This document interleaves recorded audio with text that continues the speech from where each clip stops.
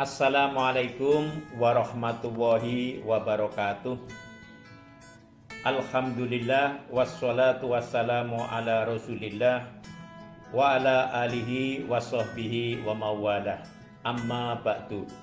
Kaum muslimin muslimat yang berbahagia, banyak orang yang ingin hidup bahagia baik di dunia maupun di akhirat. Salah satu resep yang telah diberikan oleh Allah Subhanahu wa taala dalam Al-Qur'an Al-Karim terdapat dalam surah Al-A'la ayat yang ke-14 sampai ke-17. A'udzu billahi minasyaitonir rajim. Qad aflaha man tazakka wa dzakara isma rabbih fasalla. Bal tu'sirunal hayatad dunya wal akhiratu khairum wa abqa. Di sini ada 3 resep kiat dalam rangka menggapai kehidupan baik di dunia maupun di akhirat. Yang pertama, qad aflaha man tazakka. Sungguh orang itu akan mendapatkan kemenangan. Termasuk di dalamnya adalah kebahagiaan, keselamatan baik di dunia maupun di akhirat. Adalah man tazakka, yakni orang yang mau tazkiyah. Tazkiyah di sini artinya membersihkan. Yang dibersihkan ada 2 macam. Pertama adalah tazkiyatun nafs. Diri, jiwa, pribadi kita mari kita bersihkan.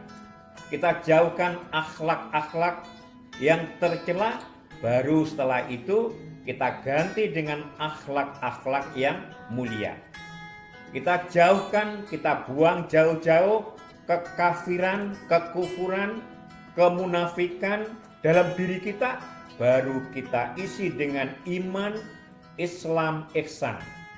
Itu tazkiyatun nafs. Yang berikutnya dari antaranya adalah tazkiyatul mal. Harta benda kita mari kita bersihkan. Kita sering mendengar doa, Allahumma rzuqna rizqan halalan thayyiban mubarakah. Ya Allah, berilah kami rezeki penghasilan yang halalan thayyiban mubarakah. Artinya yang halal, baik itu zatnya maupun cara perolehannya. Yang baik, thayyiban, baik secara Islam maupun secara kesehatan. Kemudian yang barokah. Itu yang pertama. Jadi tazkiyatun nafs dengan tazkiyatul mal. Diri kita bersihkan. Kemudian harta benda kita pun juga kita jauhkan. Kita bersihkan dari hal-hal yang muharramat, yang subuhat, yang dilarang oleh ajaran agama Islam. Kemudian yang kedua adalah wa dzakara isma rabbih. Artinya selalu zikir kepada Allah Subhanahu wa ta'ala. Dimanapun sampean Anda berada, hendaklah selalu ingat kepada Allah. Bahwa Allah itu adalah yang maha kuasa. Yang memberi makan, minum, kehidupan, apa saja yang kita miliki, hakikatnya daripada Allah Subhanahu wa ta'ala. Sebab kalau kita sudah zikrullah, zikir kepada Allah, pertama dari antara manfaatnya, hati kita menjadi tenang. Ala bidzikrillahi tatmainnul qulub. Ketahuilah dengan zikir kepada Allah Subhanahu wa ta'ala, diri kita, hati kita, jiwa kita menjadi tenang. Ini kehidupan kita biar tenang, selalu ingat kepada Allah. Dalam keadaan sepi, dalam keadaan ramai, dimanapun Anda kita sampean berada, ingat kepada Allah. Sebab kalau kita sudah zikir kepada Allah, akan memunculkan takwa kepada Allah, akan memunculkan khasyatullah, rasa takut kepada Allah. Kalau kita tidak bisa, tidak mampu melaksanakan kewajiban-kewajiban kita, baik kepada Allah, kepada diri kita, termasuk kepada masyarakat sekitarnya, akan memunculkan rasa takut kalau kita tidak bisa, tidak mampu melaksanakan perintah-perintah Allah, utamanya ibadah yang pokok, umpamanya ibadah sholat. Orang itu kalau sudah ingat kepada Allah, begitu mendengar suara azan, ya Allah, ini sudah datang waktu asar, ini sudah datang waktu duhur, ini sudah datang waktu asar, dan seterusnya. Itu zikir kepada Allah akan memunculkan rasa takut akan azab Allah, juga akan memunculkan harapan kita. Ada roja dalam diri kita akan surga Allah, akan nikmat daripada Allah Subhanahu wa ta'ala. Jadi yang kedua adalah zikrullah, zikir kepada Allah, memunculkan rasa khasyah kepada Allah, memunculkan rasa takwa kepada Allah. Kemudian fasolla, kemudian yakni ibadah sholat. Sholat adalah ibadah yang pokok. Awwalu ma yuhasabu bil abdu yaumal qiyamah as-sholat. Wa in solukat solukasa iru amalihi, wa in fasadat fasadasa iru amalihi. Ibadah yang nanti akan dihisab, dihitung di akhirat oleh Allah Subhanahu wa ta'ala adalah ibadah sholat. Manakala seorang ibadah sholatnya baik,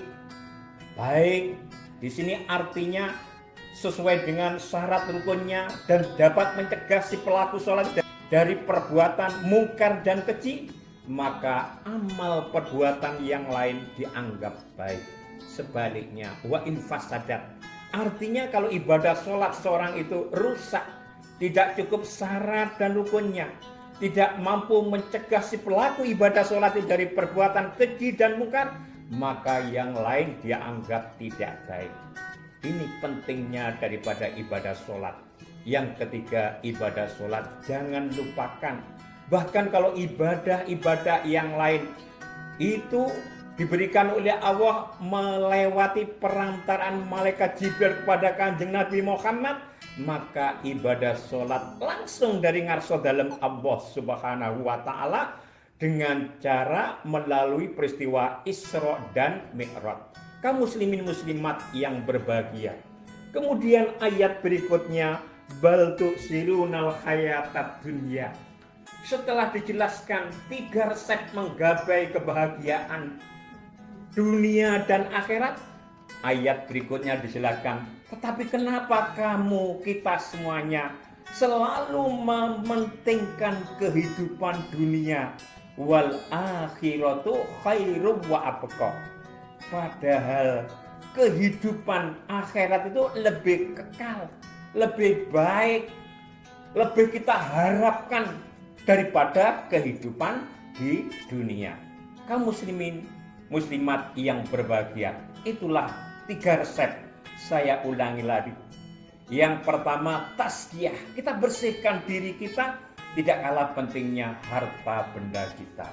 Yang kedua, selalu zikir kepada Allah, zikrullah, bisa dengan zikir lafaz, yakni ucapan dengan lisan, zikrul qalb, zikir dalam hati kita dengan melihat betapa kebesaran Allah di alam kauniat, alam semesta ini. Ada matahari, ada bulan, ada bintang-bintang, itu semuanya adalah kuasa Allah, kekuasaan daripada Allah.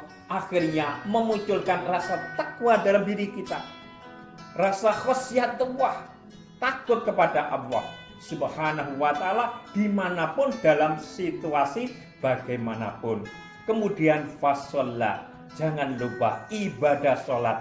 Syukur-syukur dengan jamaah. Kalaupun tidak mampu jamaah di masjid musola, bisa kita adakan di rumah tangga kita masing-masing. Kurang dan lebihnya kami mohon maaf yang sebesar-besarnya. Wabillahi taufik wal hidayah wal ridho wal inayah. Wassalamualaikum warahmatullahi wabarakatuh.